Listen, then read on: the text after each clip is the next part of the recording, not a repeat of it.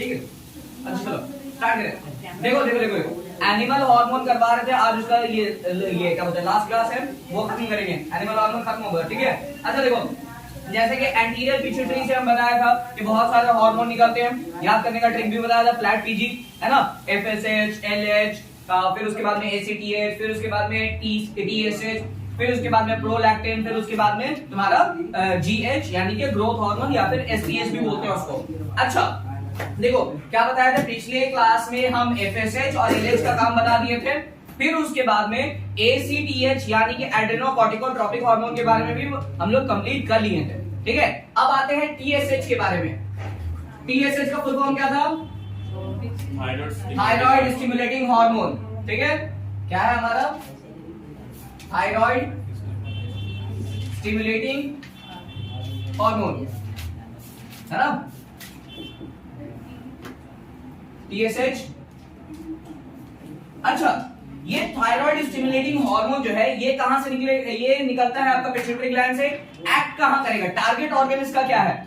Thyroid gland, ठीक है। ये कहां पे एक्ट करेगा हम लोगों का? टीएसएच कहां पे एक्ट करेगा? थायराइड ग्लैंड पे, ठीक है। थायराइड ग्लैंड का एक दूसरा नाम भी है, क्या बोलते हैं इसको? थायराइड ग्लैंड का एक दूसरा नाम भी है, ठीक है। जैसे पिट्यूटरी ग्लैंड का एक दूसरा नाम है ना मास्टर ग्लैंड, ठीक है। तो उसी तरीके से थायराइड ग्लैंड का एक दूसरा नाम है, क्या कहते हैं इसको? वो हाइपोथैलेमस का है, इसको बटरफ्लाई ग्लैंड कहते हैं, ठीक है। बटरफ्लाई सिर्फ पेट में नहीं होता, बटरफ्लाई ग्लैंड भी कहते हैं इसको, ठीक है।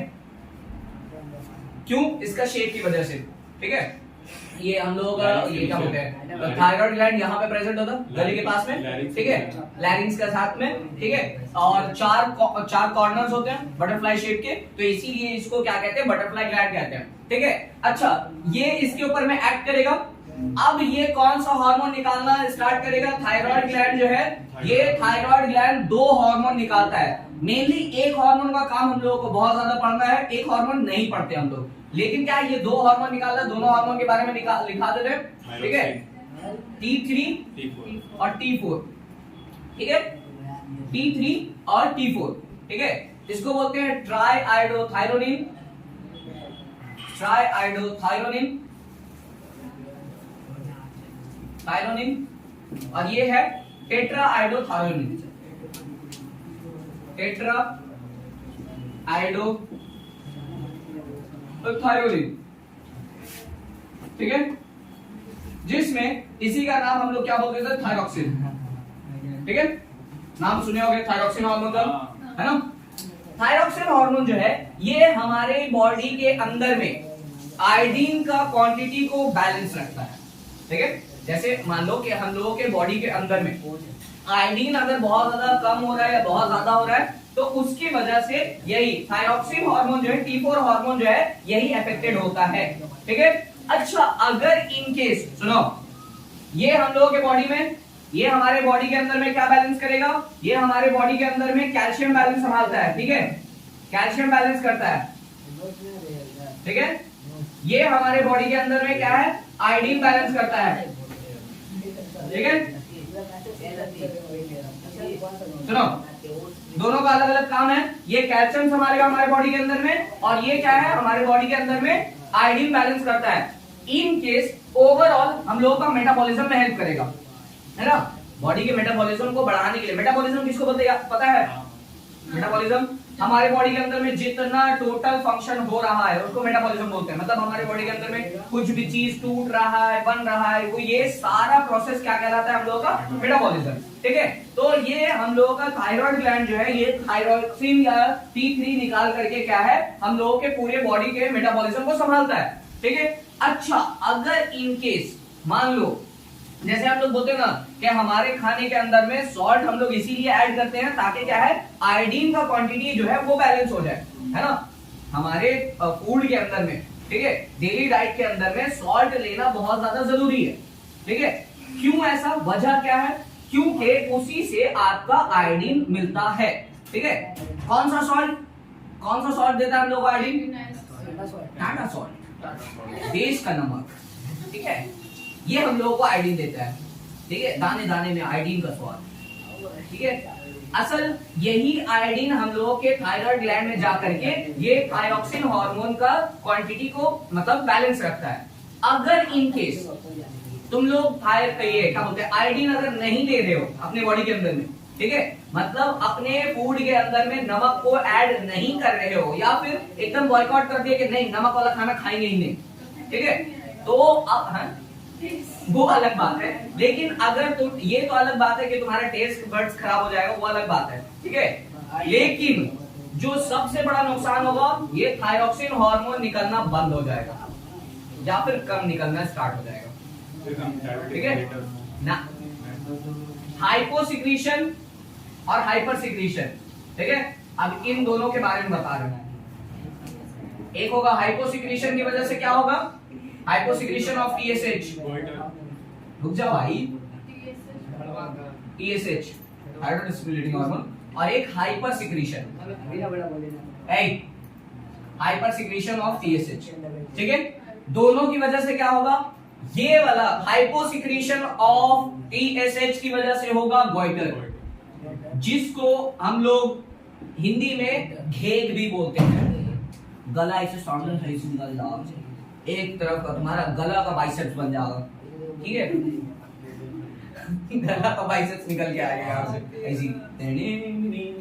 ये किसकी वजह से होता है, यही थायरॉक्सिन हार्मोन अगर हमारे बॉडी के अंदर में कम अगर बन रहा है तो ये आपका गोइटर का कंडीशन आने लगता है, यानी कि थायराइड ग्लैंड जो है ये फूल जाएगा, ठीक है।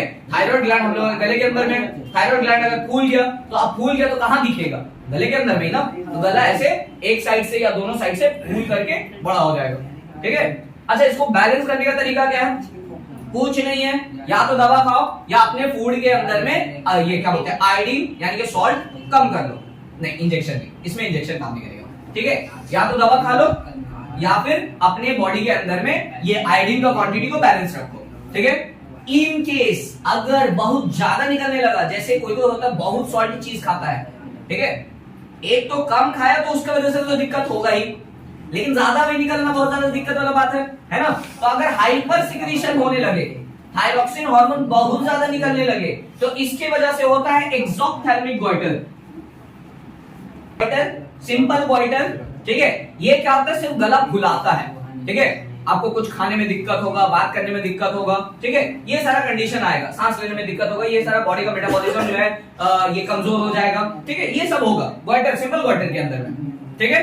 लेकिन एक्सोथैल्मिक गोइटर जो है ये थोड़ा सा सीवियर कंडीशन है, इसमें सिर्फ और सिर्फ आपका गला फूलेगा नहीं, मतलब और क्या क्या एडिशनल चीजें होगा, आपका आंख बाहर को आ जाएगा, ये वाला चीज अंदर धंसेगा, ठीक है, आई बॉल सामने की तरफ में आ जाएगा, ठीक है, और एकदम हड्डी हड्डी दिखने लगेगा और आपके बॉडी के अंदर का मेटाबॉलिज्म बहुत कम हो जाएगा, जिसकी वजह से बॉडी वेट एकदम ही कम हो जाएगा, बॉडी पूरा सूख जाएगा आपका, ठीक है, पूरा बॉडी सूखा हुआ रहेगा, गला फूला हुआ रहेगा, आंख बाहर को रहेगा, ठीक है, हड्डी हड्डी दिखेगा। ये है एक्सोथैल्मिक गोइटर का कंडीशंस, ठीक है। तो अगर हम लोग ठीक है, अल्लाह का शुक्र है, किसी वजह से क्या पीएल यानी कि प्रोलैक्टिन है ना, प्रोलैक्टिन, ये प्रोलैक्टिन जो है ये फीमेल्स के अंदर में तो ज्यादा होता है, मेल्स के अंदर में होता ही नहीं, ठीक है। प्रोलैक्टिन जो है ये इसको मिल्क सिंथेसाइजिंग हार्मोन कहते हैं,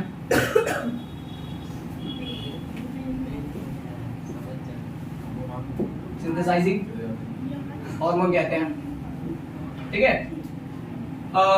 देखो ये आफ्टर जेस्टेशन पीरियड जो है, ठीक है, मतलब पाचुरेशन के बाद में, डिलीवरी के बाद में, ये मदर्स के अंदर में ये वाला हार्मोन बहुत ज्यादा क्वांटिटी में निकलने लगता है, जिसकी वजह से ये उनका ये कंडीशन आ जाता है कि उनके अंदर में ये मिल्क का आपका सिंथेसाइज होने लगता है, ठीक है।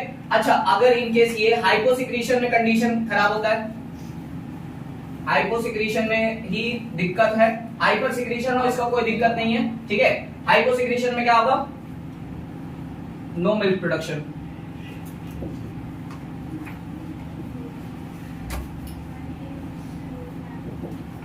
या फिर,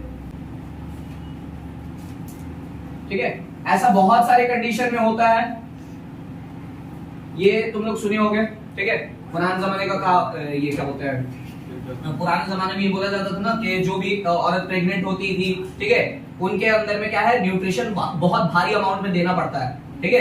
कोई भी फीमेल अगर प्रेग्नेंट होती है तो उनको रेगुलर बेसिस पे जो भी वो डाइट लेती है उससे कई ज्यादा उसको न्यूट्रिशन लेना पड़ता है, नहीं तो फिर ये वाला हार्मोन अगर उनमें नहीं अगर निकला तो क्या है, उनमें लैक्टेशन नहीं होगा, ठीक है। अच्छा, अब आते हैं जीएच के बारे में, ग्रोथ हार्मोन, ग्रोथ हार्मोन, ठीक है, या फिर इसी का दूसरा नाम हम बताया था ना, एसटीएच, एसटीएच सोमैटोट्रोपिक हार्मोन, है ना। अच्छा, ये हार्मोन जो है ये हम लोगों के पूरे और बॉडी पार्ट्स में निकलता है, और बॉडी पार्ट्स में एक्ट करता है ये, ठीक है, स्पेशली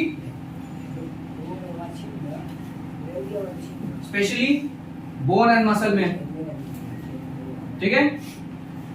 ये जो है ये हमारे, इसका टारगेट ऑर्गन क्या है, इसका टारगेट ऑर्गन तमाम बॉडी के पार्ट्स हैं, ठीक है, लेकिन क्या है, ज्यादातर हम लोगों का मसल और बोन के अंदर में ये बहुत ज्यादा एक्ट करता है, ठीक है। इसका काम क्या है, इसका काम है कि हम लोगों का बॉडी का ग्रोथ को संभालता है, ठीक है। इसका फंक्शन, मेनली फंक्शन क्या है कि ये हमारे बॉडी के ओवरऑल ग्रोथ को संभालता है। मतलब अगर जैसे इनकेस बच्चा जो है वो धीरे धीरे बड़ा होता है ना, तो ये किसकी वजह से होता है, यही ग्रोथ हार्मोन की वजह से होता है, ठीक है। कोई भी इंसान के अंदर में अगर किसी भी तरीके का ग्रोथ देखा जा रहा है तो मतलब क्या है कि उसके अंदर में ये आपका जीएच सिक्रीट हो रहा है, ठीक है। अच्छा, अगर इन केस ये हाइपोसिक्रीशन हो जाए, इसका कम निकलने लगे, हाइपोसिक्रीशन, एक हाइपोसिक्रीशन होता है, एक हाइपर सिक्रीशन होता है।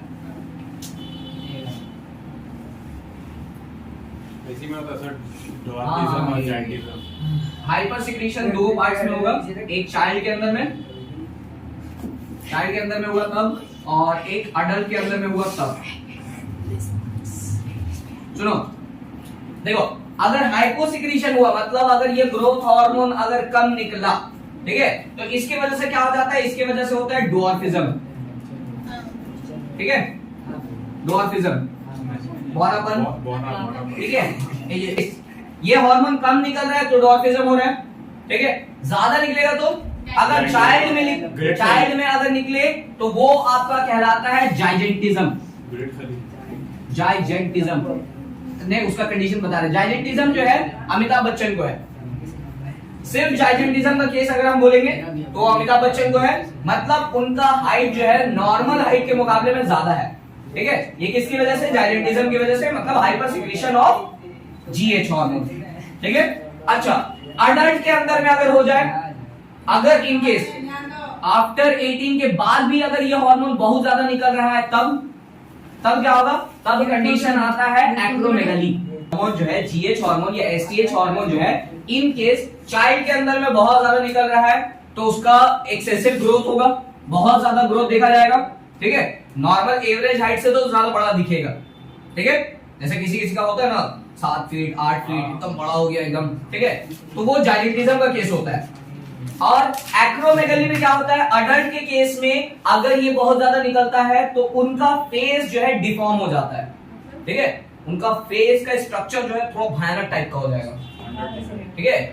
अंडरटेकर नहीं, ग्रेट खली, इन दोनों का ही केसेस ग्रेट खली में देखा गया, ठीक है। उनके अंदर में ये दोनों ही है, जाइजेंटिज्म भी है और एक्रोमेगाली भी है, ठीक है। उनका 16 इयर्स का अगर तुम लोग फोटो देखोगे, ठीक है, तो वो नॉर्मल बच्चों के मुकाबले में एकदम अडल्ट के जैसा दिखते थे, ठीक है। और ये अडल्ट होने के बाद में भी उनका हाइपर सिक्रीशन नहीं हुआ है, जिसकी वजह से उनका फेस का स्ट्रक्चर अगर देखोगे एकदम चौकोर टाइप का है, ठीक है। जैसे मेरा मूवी में तुम लोग वो डरावना वाला आदमी को देखो करके जो आता है, ठीक है, मुचर, हाँ, तो उसको भी एक्रोमेगाली वाला कंडीशन है, ठीक है। हटा देंगे इसको। देखो, कोई हार्मोन अगर कम भी निकल रहा तो भी दिक्कत है, कोई हार्मोन ज्यादा भी निकल रहा तो भी दिक्कत है, ठीक है। तो इसके लिए अच्छा, अब देखो, अब अगर हम लोगों के बॉडी के अंदर में अगर हम लोगों को हार्मोनल बैलेंस रखना है, सुनो, अगर इन केस कोई भी हार्मोन कम निकल रहा है हमारे बॉडी में या ज्यादा निकल रहा है, इसको अपने एतबार से हम लोग कंट्रोल कर सकते हैं, ठीक है, कैसे, कुछ तो होना चाहिए ना, कैसे कंट्रोल करें? तो बेसिक सा चीज है कि अपना डाइट बैलेंस रखो, ठीक है, अपना जो भी डाइट में तुम खा पी रहे हो उस डाइट को बैलेंस रखो, हाइजीन का खास ख्याल रखो, ठीक है, और अपना प्रॉपर हेल्थ चेकअप करवा के रखो, ठीक है। ये 3 बेसिक चीजें हैं जो कि तुम्हारे बॉडी को हेल्दी रखने के लिए काफी है।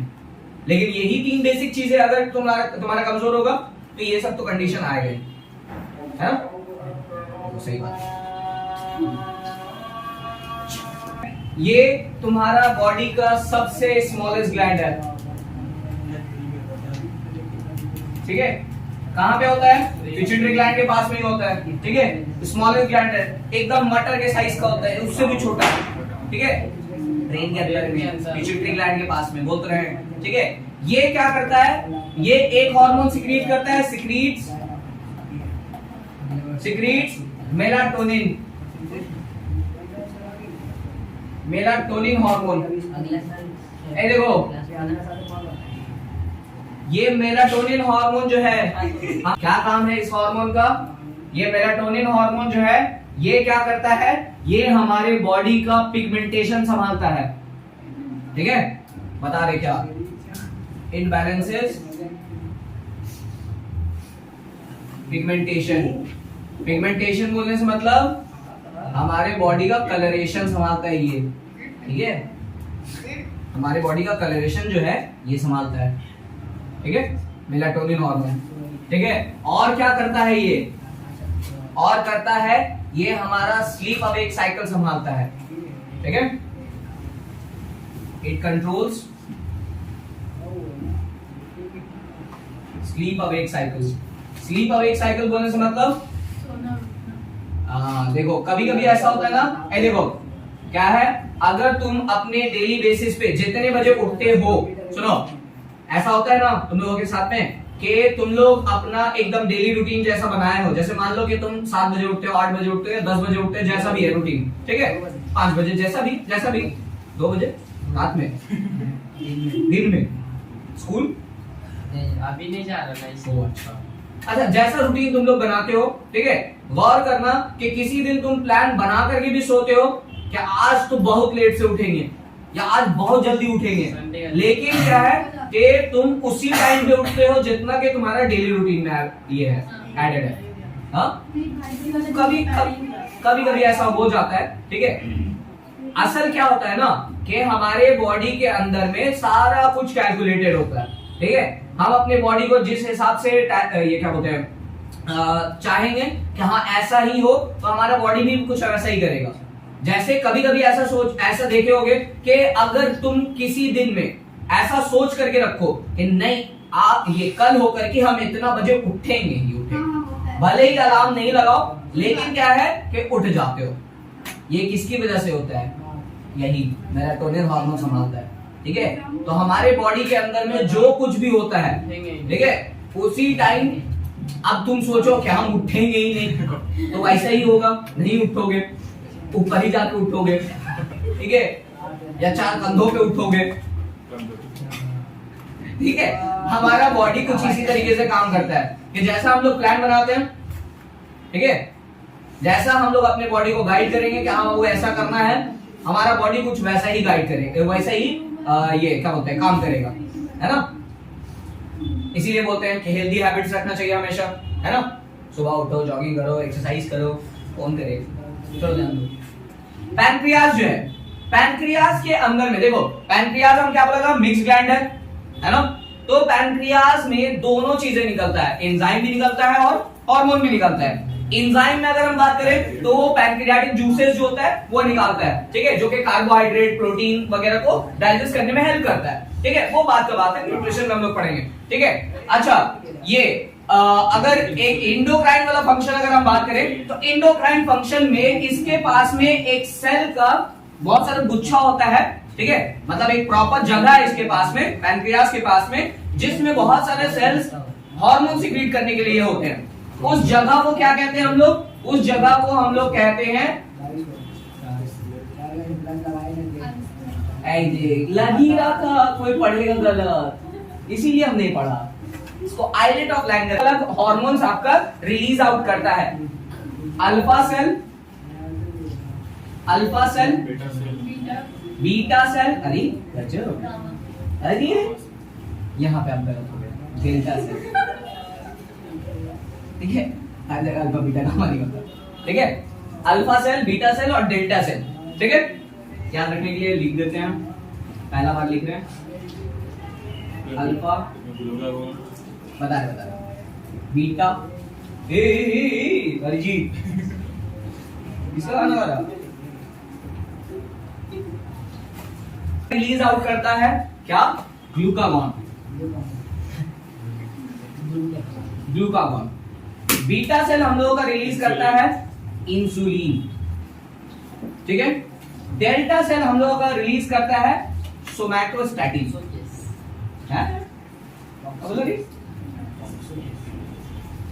ये तीनों सेल्स का काम अलग अलग है, ठीक है। क्या है, अल्फा सेल का काम क्या है, ग्लूकागॉन निकालना, बीटा सेल का काम क्या है, इंसुलिन निकालना, और डेल्टा सेल का काम क्या है, सोमैटोस्टैटिन निकालना। सिंपल सा बात, ठीक है। लेकिन इतना सिंपल भी नहीं है। ग्लूकागॉन जो है हम लोगों का बॉडी के अंदर में ग्लूकोज का लेवल को बढ़ाता है, ठीक है। मतलब हमारा बॉडी, सुनो, हमारे बॉडी के अंदर में जितना चीज अगर हम लोग इनटेक कर रहे हैं तो उसको तोड़ करके, तुम लोगों को पता ही होगा कि हम लोगों के बॉडी के अंदर में ब्रेकडाउन होता है रेस्पिरेशन की वजह से, ब्रेकडाउन हुआ, ब्रेकडाउन होकर के हम लोगों को एनर्जी सोर्स मिलता है ना। ग्लूकोज टूटेगा हम लोगों को एनर्जी देने के लिए, तो आखिर ये तोड़ने का कोई तो काम करेगा, है ना। ब्रेकडाउन ऑफ ग्लूकोज अगर हुआ, ठीक है, तो इसको करवाने का जिम्मेदारी कौन लेगा, इसको जिम्मेदारी लेता है ग्लूकागॉन, ठीक है। हमारे बॉडी के अंदर में अगर ग्लूकोज का लेवल को बढ़ाना है, ठीक है, एनर्जी ज्यादा चाहिए, ग्लूकोज का लेवल ज्यादा चाहिए, तो इसके लिए हम लोग एक्ट करेगा कौन, ग्लूकागॉन। कैसे कैसे ग्लूकोज लेवल बढ़ाएगा, कैसे, कुछ तो होना चाहिए, कैसे बढ़ाना चाहिए। ऐसे देखो, हमारे बॉडी के अंदर में ग्लूकोज जो है वो स्टोर रहता है तुम्हारा ग्लाइकोजन के फॉर्म में, ठीक है, ग्लाइकोजन के फॉर्म में। अब क्या है, अगर इसमें ग्लूकागॉन लग गया, ग्लूकागॉन को किस में कन्वर्ट, ग्लूकागॉन इसको किस में कन्वर्ट कर देगा, ग्लूकोज लेवल में, है ना।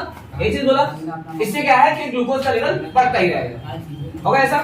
देखो सुनो, हम लोग कुछ भी फूड मटेरियल खाएं, फूड मटेरियल खाने के बाद में अब हम लोगों को जितना एनर्जी सोर्स चाहिए उतना ग्लूकोज टूट करके हम लोगों को क्या बोल रहे हैं कि एनर्जी सोर्स हम लोगों को प्रोवाइड करता है, एटीपी बन जाता है। लेकिन अगर इन केस अगर हमारे बॉडी के अंदर में कुछ ज्यादा ही एनर्जी का डिमांड बढ़ जाए, ठीक है, जैसे कब हो सकता है एनर्जी का डिमांड कब बढ़ सकता है, जब हम लोग कुछ भी एक्सरसाइज कर रहे होते हैं या कोई भी हार्ड वर्क कर रहे होते हैं, ठीक है, तब हम लोगों की बॉडी में एनर्जी का डिमांड बढ़ जाता है। तब क्या करना पड़ता है, तब हम लोग को ज्यादा ग्लूकोज का अमाउंट चाहिए, तो हम लोगों की बॉडी में ग्लाइकोजन के फॉर्म में हमारा खाना स्टोर रहता है ना, कि जो भी फूड मटेरियल आया, जो भी चीज हम लोग खाए, कार्बोहाइड्रेट हुआ, फैट हुआ, प्रोटीन हुआ, जो भी चीज हम लोग खाएं वो ग्लाइकोजन के फॉर्म में स्टोर रहता है हमारे बॉडी के अंदर में, ठीक है। उसको ग्लूकागॉन क्या करेगा, उसको लगेगा कि बॉडी के अंदर में डिमांडिंग ज्यादा है, ठीक है, तो ग्लूकोज लेवल में तोड़ देगा, ठीक है। अब देखो, अब क्या है, ये इंसुलिन क्या करेगा, इंसुलिन क्या करता है, इंसुलिन ग्लूकागॉन का ठीक उल्टा काम करता है, ठीक है। एंटागोनिस्टिक फंक्शन है इसका, एंटागोनिस्टिक फंक्शन ऑफ एंटागोनिस्टिक कल भी बताया था ना, एंटागोनिस्टिक फंक्शन कुछ बोलेगा, एंटागोनिस्टिक फंक्शन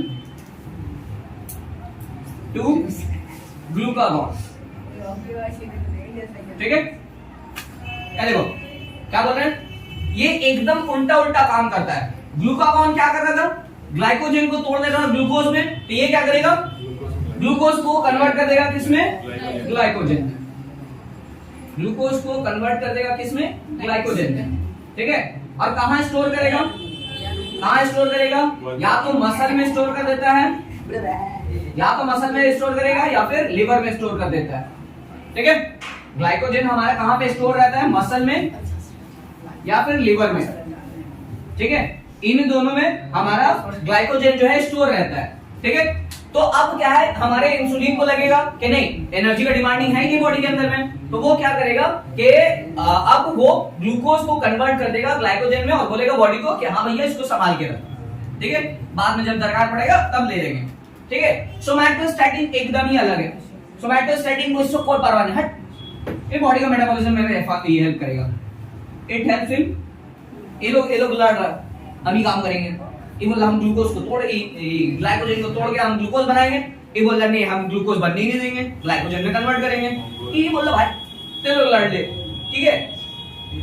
ए बहुत ये भी एग्जांपल मेरे दिमाग में आया, देख मोदी जी, ध्रुव राठी, राहुल गांधी, आम आदमी पार्टी, एकदम अलग नहीं मरने लड़ेंगे, जा लड़ेंगे जा। It help in body metabolism. Dhruv Rathee हम अब ध्रुव राठी हम काम कर रहा, ठीक है। और भी बहुत सारे फंक्शन होता है सोमैटोस्टैटिन का, लेकिन क्या है कि ज्यादातर उसका फंक्शन है कि बॉडी मेटाबॉलिज्म में हेल्प करेगा। अच्छा अब देखो, अगर इन केस हमारे बॉडी के अंदर में इंसुलिन का लेवल कम हो जाए, ग्लूकागॉन का लेवल बढ़ जाए, ठीक है। अच्छा कोई एक ही बोले, ठीक है, कोई एक ही बोले, दोनों तो एंटागोनिस्टिक फंक्शन कर रहा है ना, तो कोई एक ही बोलने से काम बन जाएगा ना। अगर हम बोले खाली इंसुलिन का हाइपोसिक्रीशन, तो समझ जाना कि ये वाला ज्यादा निकल रहा है ना। जैसे मान लो कि ये 2 यूनिट्स निकल रहा है, ये भी 2 यूनिट्स निकल रहा है, ठीक है, बैलेंस हो गया, बॉडी के अंदर में बैलेंस हो गया। अब अगर ये 1 यूनिट हो जाए, ये तो 2 यूनिट्स है, तो ये ज्यादा निकल रहा मतलब, है ना। अगर ये 1 यूनिट निकल रहा है, ये 2 यूनिट निकल रहा है, तो मतलब ये ज्यादा है ना। तो ऐसा समझ लेना तुम लोग, ठीक है। तो हम ऐसा लिखा रहे हैं कि अगर इन केस हाइपोसिक्रीशन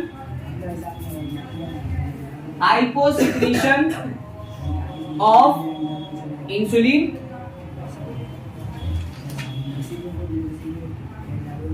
और हाइपर सिक्रीशन ऑफ इंसुलिन,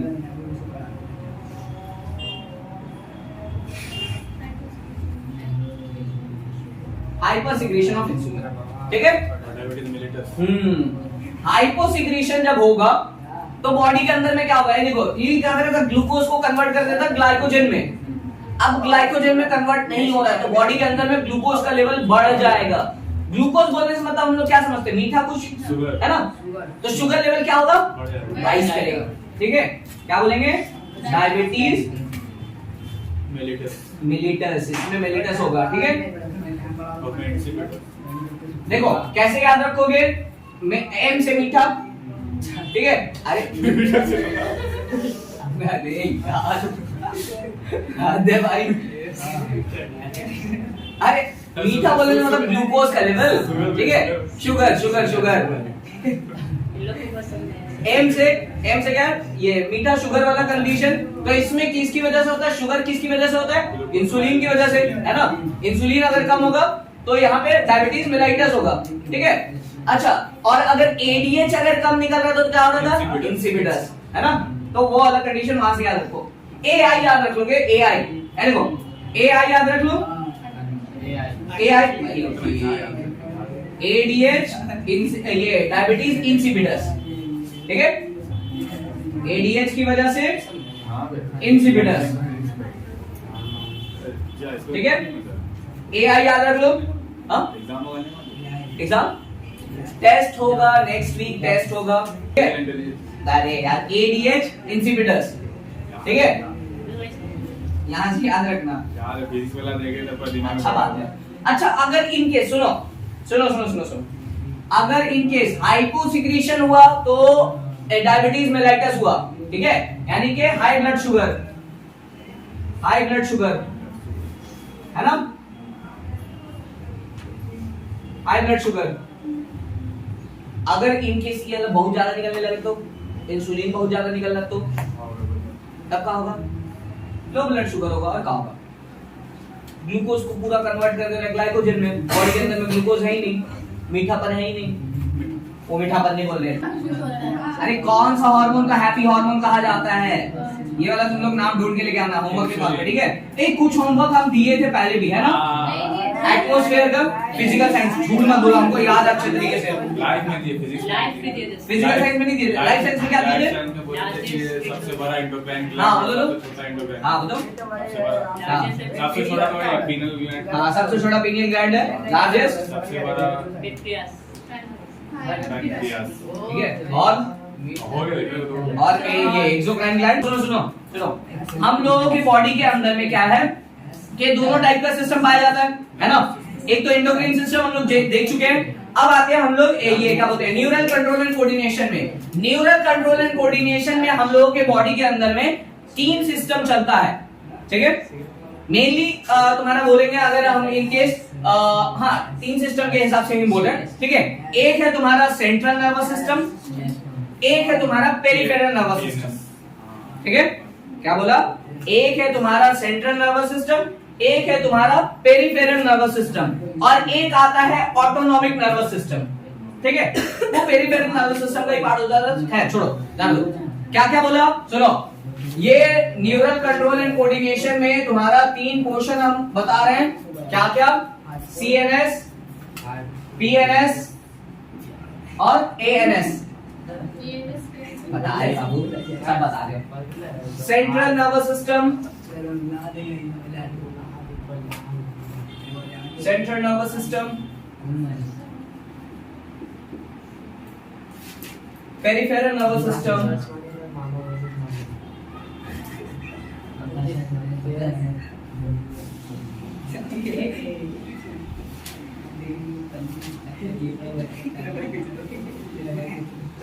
और इसमें तीसरा है तुम्हारा ऑटोनॉमिक नर्वस सिस्टम।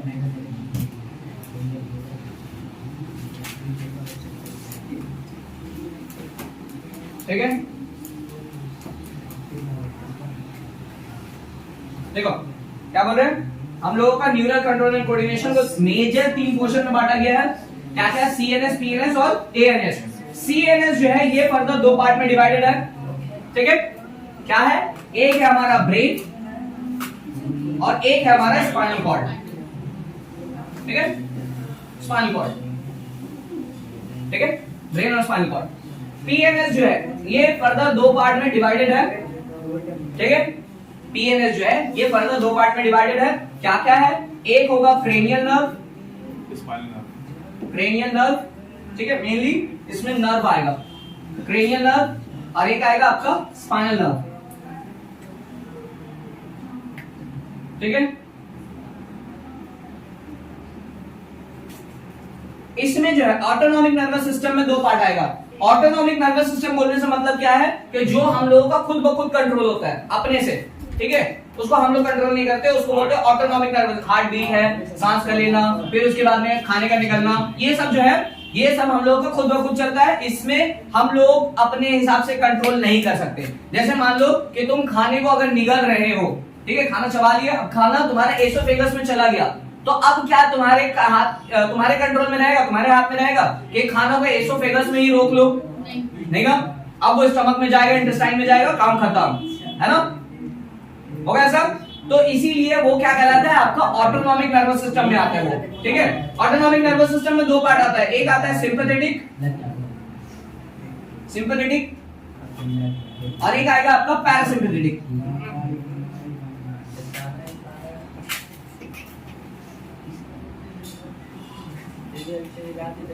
ठीक है।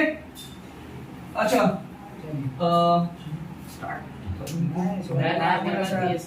थोड़ा सा ये 12 पेयर्स है, ठीक है। ये तुम्हारा 31 पेयर्स है, ठीक है। अच्छा, सिंपैथेटिक नर्वस सिस्टम जो है, सुनो, सिंपैथेटिक नर्वस सिस्टम जो है ये हम लोगों का कंट्रोल किसकी वजह से होता है?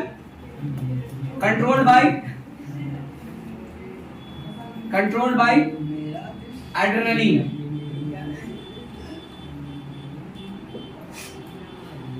एंड मेडुला ऑब्लोंगाटा,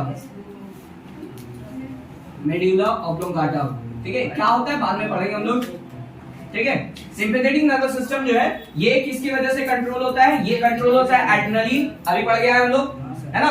एड्रेनलिन, और किसकी वजह से? मेडुला ऑब्लोंगाटा की वजह से। ये जो है ये कंट्रोल होता है किसकी वजह से?